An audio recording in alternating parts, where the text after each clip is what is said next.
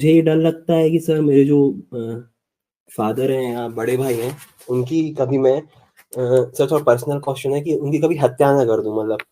क्योंकि जब मैं कमज़ोर था तो मुझे बहुत परेशान किया, जैसे सुसाइड बहुत करवाने की कोशिश की और नाइफ़ से भी मारने की ऐसे मौ और हर तरह से मेंटल टॉर्चर 8 साल से लगभग कर रहे हैं। तो वैसे घर से भी निकाल दिया बिना पैसों के।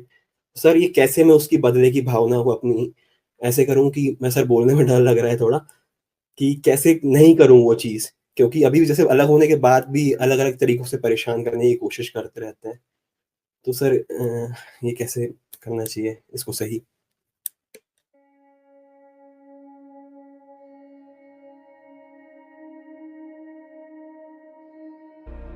हम सबके जीवन में बदले का भाव बहुत प्रगाढ़ता से मौजूद होता है।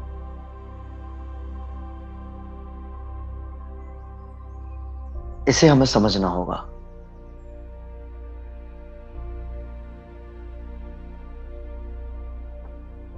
आपने कहा कि आपके पिताजी और आपके भाई आपको बचपन से ही टॉर्चर करते आ रहे हैं और बहुत अधिक आपको परेशान किया है। तो आप में एक गहन भाव बदले का है उनके प्रति। तो आप इससे कैसे बच सकते हैं और आप बचना चाहते हैं। अब आपके बचने के कारणों में हो सकता है कि भय मौजूद हो। कानून का भय है, समाज का भय है और हमारी मान्यता का भय है कि वे माता पिता हैं और भाई हैं और मैं ऐसा कैसे सोच सकता हूं कि मैं उनकी हत्या कर दूं। और आपके बचने के भाव में प्रेम भी शामिल हो सकता है कि आपको लगता है कि अल्टीमेटली वे कुछ भी हो, आपके बड़े भाई हैं, आपके पिता हैं, तो मुझे उन्हें नहीं मारना है। तो नैतिक दबाव भी आपके भीतर हो सकता है, प्रेम का दबाव भी आपके भीतर हो सकता है और भय का दबाव भी आपके भीतर हो सकता है। अगर आप जीवन को गौर से देखेंगे तो जीवन को आप एक विद्यालय की तरह पाएंगे कि यह एक विद्यालय है। अगर जीवन आपको कुछ सिखाना चाहता है, जीवन आपको कुछ देना चाहता है, जीवन आपको ऊपर उठाना चाहता है, तो वह क्या करेगा? बोलकर तो नहीं समझा सकता ना। वहां कोई बोलने को नहीं है कि आकाशवाणी हो रही है और लगातार प्रवचन चल रहे हैं और चलते जा रहे हैं। ऐसा नहीं होता वहां। वह आपके जीवन में तरह तरह की घटनाएं पैदा करता है, तरह तरह के इवेंट्स जनरेट करता है कि उन इवेंट्स और उन घटनाओं के माध्यम से आप जान सको इस जीवन को, स्वयं को, और ऊपर उठ सको। तो सर्वप्रथम आप जीवन को एक विद्यालय की दृष्टि से देखना शुरू करें कि जीवन में जो भी घटनाएं मौजूद हो रही हैं, नेगेटिव हैं या पॉजिटिव हैं, मेरे लिए बुरा कर रही हैं, मेरे लिए अच्छा कर रही हैं या क्या कर रही हैं, उनमें आप एक लर्निंग की दृष्टि को डेवलप करें। तो आपका ये जो फेज है जिसमें वे आपका एक्सट्रीम विरोध कर रहे हैं और आपका बुरा करने की कोशिश कर रहे हैं, संभवतः यह आपके पूर्व जन्मों से चला आ रहा है। मैं इस पर बहुत बोलना नहीं चाहता क्योंकि ये रहस्यमयी सब्जेक्ट हो जाएगा। फिर इस पर फिर कभी बोलूंगा। तो यह संभवतः आपके पूर्व जन्मों से चला आ रहा है, हो सकता है।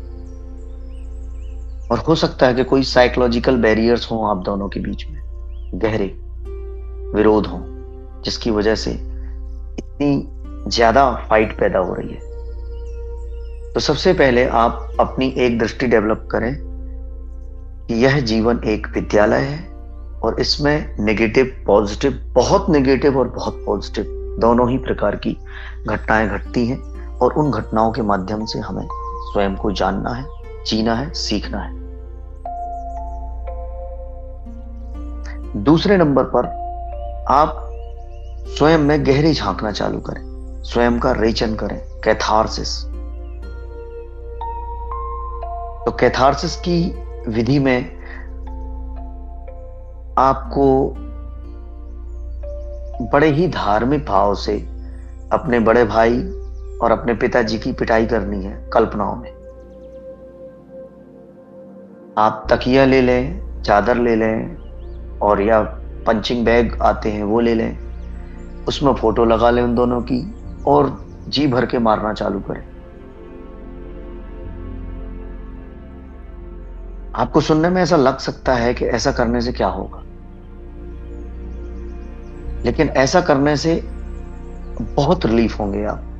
क्योंकि जब भी हमें क्रोध आता है और बदले का भाव उठता है, तो हमारी भीतर की ऊर्जा उठ गई, कुछ करने के लिए तैयार हो गई और तत्पर हो गई। और अगर कोई भी व्यक्ति, किसी को भी अगर कभी बहुत गहरा क्रोध आया होगा, तो उसने देखा होगा कि उसमें उसको चोट लगनी तक बंद हो जाती है, शरीर में दर्द भी नहीं होता, इतनी ऊर्जा आपके शरीर में बहना शुरू हो जाती है। तो वह ऊर्जा आपके हाथ तक आ गई और आपका हाथ उठ गया है चलने के लिए, लेकिन किसी नैतिक दबाव के कारण। और दमन बहुत घातक होता है, बहुत नुकसानदेह होता है। और अगर आप इस तरह दमन करते चले गए, तो आपके भीतर उनके प्रति बदले का भाव गहरा होता जाएगा, बहुत गहरा हो जाएगा। और इतना गहरा हो जाएगा कि संभव है कि आप किसी समय मौका पड़े और आपका डर कम हो, आपका प्रेम कम हो, आपकी नैतिकता की वैल्यूज कम हो, और आप ऐसा कदम उठा दें, या कोई छोटा कदम उठाएं, इतना बड़ा ना सही, लेकिन ऐसा आप करेंगे। इसलिए उस दमन को आपको हटाना है। उसे हटाने के लिए आपको रेचन करना होगा, कैथारसिस जिसे कहते हैं। तो आप भाव में, कल्पनाओं में उनकी पिटाई करें, जितनी कर सकते हैं उतनी। और जब आप ऐसा करके थक जाएं, तो साइलेंस जोन में चले जाएं, गिर पड़े, लेट जाएं और एकदम साइलेंस जोन में चले जाएं। इसके पहले, स्टार्ट करने के पहले आप भस्त्रिका करें, जोर जोर से सांसों को फेंकने को भस्त्रिका कहते हैं। जब आप भस्त्रिका कर चुके हो, उसके बाद फिर आपको कैथारसिस करनी है। कैथारसिस करने के बाद आपको निढाल होकर गिर पड़ना है, शांत लेट जाना है और एकदम ब्लैंक हो जाना है, शून्य हो जाना है। यह शून्य हो जाने की प्रक्रिया आपको जरूर करनी है, क्योंकि इस शून्य हो जाने की प्रक्रिया से संवर लगता है। दो शब्द होते हैं, निर्जरा और संवर।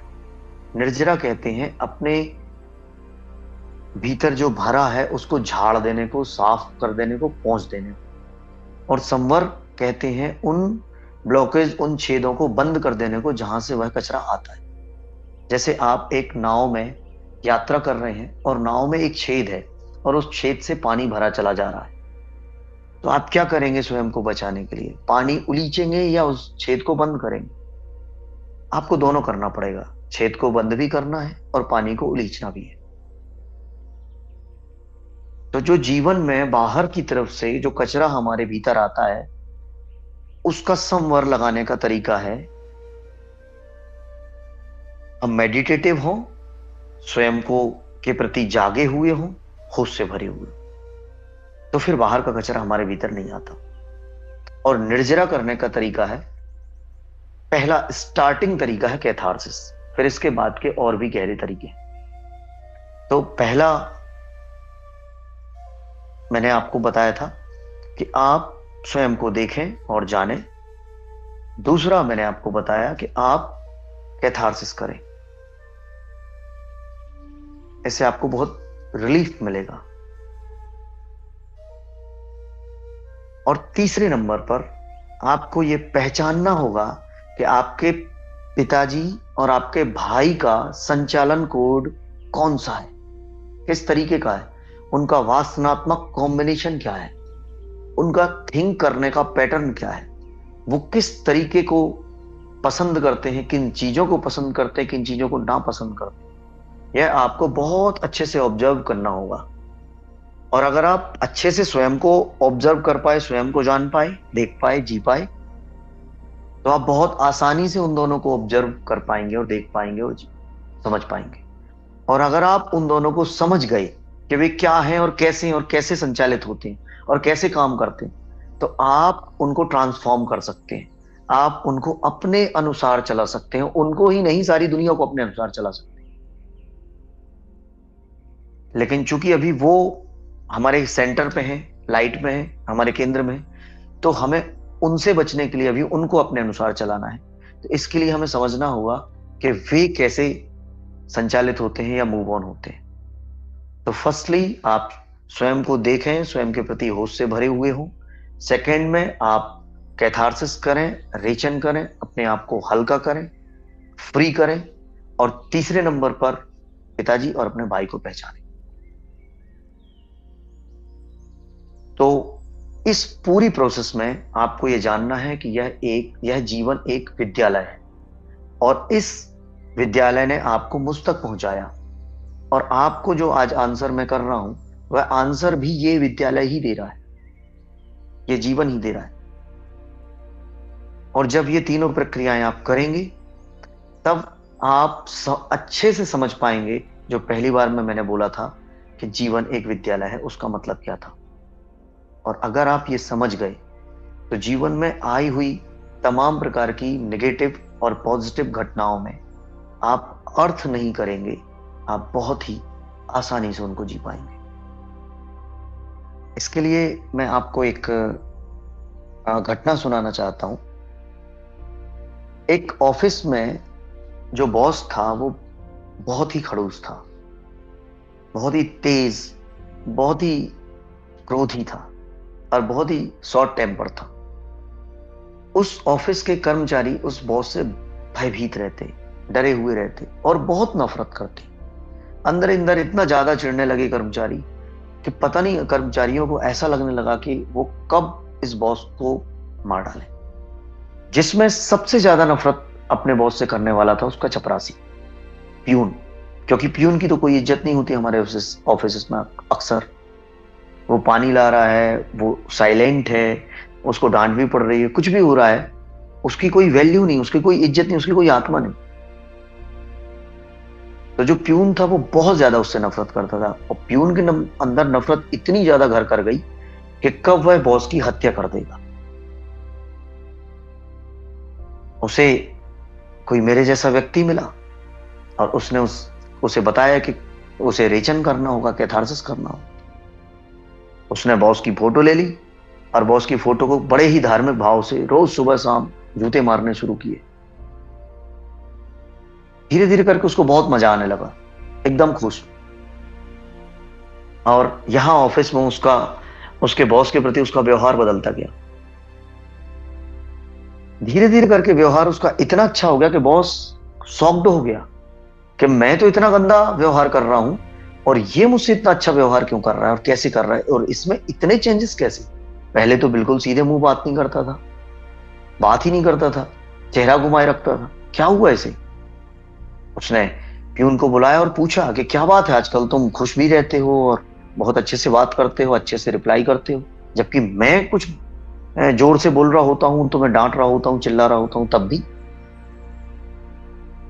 तो चपरासी ने कहा कि इसका एक राज है। अब वो आप ना पूछें तो ज्यादा अच्छा है, क्योंकि वो मैं आपको बता नहीं सकता। तो मैं आपको इस कैथारसिस का महत्व बता देना चाहता हूं, इसे आप जरूर कीजिएगा। आपकी ऊर्जाएं जैसे ही आपके शरीर से रिलीज हो जाएंगी, आपके बदले का भाव कम होता जाएगा, कम होता जाएगा, और अंततः मिट जाएगा। तो जीवन एक विद्यालय है जिसमें हमें स्वयं को जानना है, स्वयं की ऊर्जाओं को रिलीज करना है, और दूसरे मनुष्यों को पहचानना है, उनका संचालन कोड क्या है। और आप इस जीवन में जो चाहेंगे वो पा जाएंगे, और आप इस क्रोध से, इस बदले के भाव से, और इस हत्या कर देने के विचार से भी बच जाएंगे।